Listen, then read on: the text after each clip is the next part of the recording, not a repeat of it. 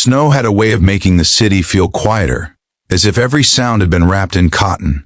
And on that Christmas night, the cold pressed down on the streets like a heavy truth no one wanted to name. A young mother sat on the worn wooden steps of a narrow apartment building, her breath fogging the air, her arms wrapped tightly around a small boy who clutched a threadbare teddy bear. Across from them stood a man in a tailored coat, polished shoes dusted with snow, his life neatly pressed and orderly, staring at a scene he had never planned to face. In that frozen moment, something unseen cracked open, because the boy's innocent question about Santa and moving homes was not meant to wound, yet it landed like a confession of everything the adults had failed to protect. Before the story pulls you deeper into that night, take a moment to pause. If you believe in kindness, second chances, and the quiet miracles that happen when hearts soften, please like this video, share it with someone who needs hope, leave a comment, and subscribe to the channel.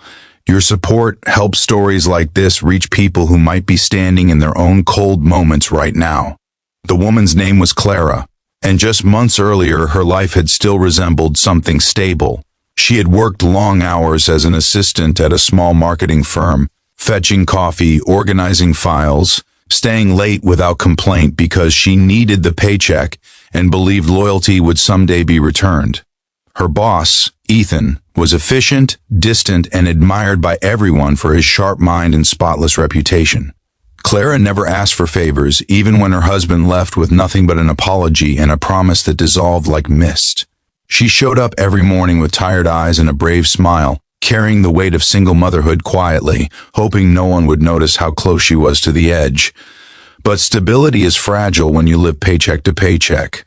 When budget cuts came, Clara was the easiest line to erase.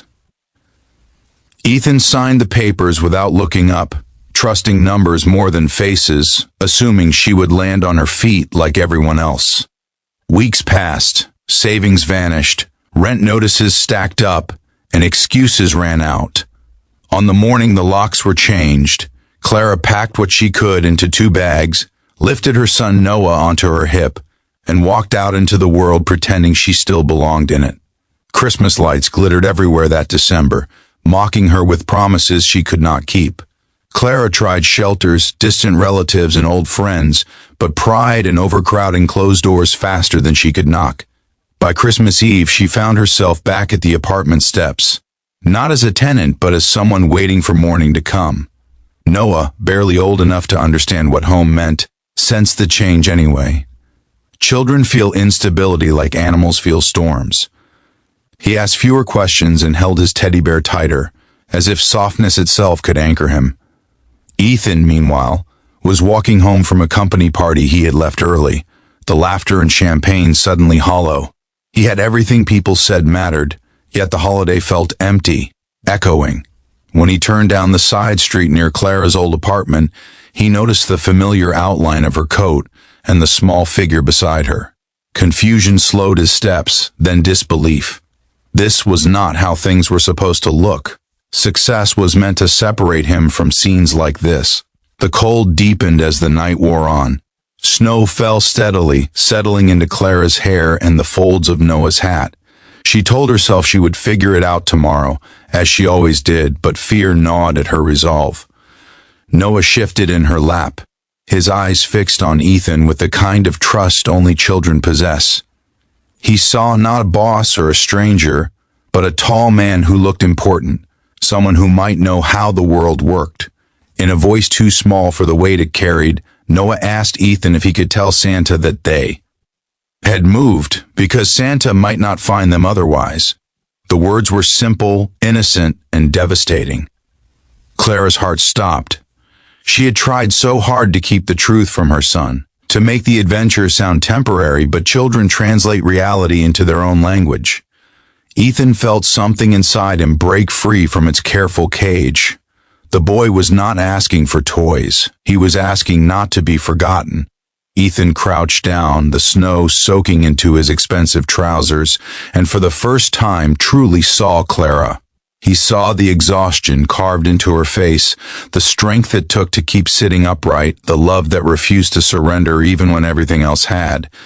In that moment, his promotions, his bonuses, his tidy life felt unbearably small. He remembered signing her termination papers and realized how little thought he had given to the aftermath. Clara wanted to explain, to apologize for being seen like this, but shame tangled her words. She stared at the ground, willing the earth to swallow her. Ethan stood there longer than he intended, the street lamp casting their shadows together on the snow. Something shifted, subtle but irreversible. He offered to help, not as charity, but as responsibility finally acknowledged. The offer came with no speeches, only action, and Clara hesitated, pride warring with survival before nodding. That night did not end with instant miracles. Ethan arranged a hotel room nearby, warm and safe, and left Clara with a card and a promise to talk after the holidays. As he walked away, the snow seemed lighter, the city less indifferent. Clara tucked Noah into clean sheets, watching his chest rise and fall, and allowed herself to cry silently, tears of relief mixing with grief for how close they had come to losing everything. The days that followed were slow and uncertain. Ethan kept his word. He listened to Clara's story without interruption, confronted the ease with which he had dismissed her life, and began to understand leadership beyond profit. He connected her with resources, rehired her in a different department with flexible hours, and helped her secure a small apartment not far from the old one. None of it erased the past, but it changed the future's shape. Noah adjusted quickly. Children always do, but he never forgot that night. He waved at Santas in store windows with confidence now, certain they knew where to find him. Clara returned to work stronger, quieter, carrying lessons she had never wanted but would never lose. Ethan found himself changed too, his decisions now haunted by faces, by the understanding that every signature carried consequences. As the next Christmas approached, the city once again wrapped itself in lights and snow. Clara and Noah decorated a modest tree, laughter filling their small living room. Across town, Ethan volunteered at a shelter, something he had never imagined doing before that night. Lives had brushed together briefly and altered one another in ways that could not be undone. If this story has begun to stir something in you, if you feel the weight of that night and the warmth that followed, remember that stories like this are reflections of choices we all face.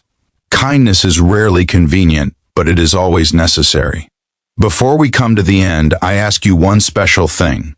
Please comment below with a word or sentence about what kindness means to you, or a moment when someone's compassion changed your life. Your words might be the light someone else needs. On that long ago Christmas night, a child's innocent belief reached into a man's guarded heart and reminded him that success without empathy is hollow. Clara learned that accepting help does not make you weak, and Noah learned that even when homes change, love can remain. If this story touched your heart, moved you to tears, or reminded you of the power of second chances, please like, share, and engage with this video. Your interaction helps keep stories of hope alive, spreading warmth in a world that often feels very cold.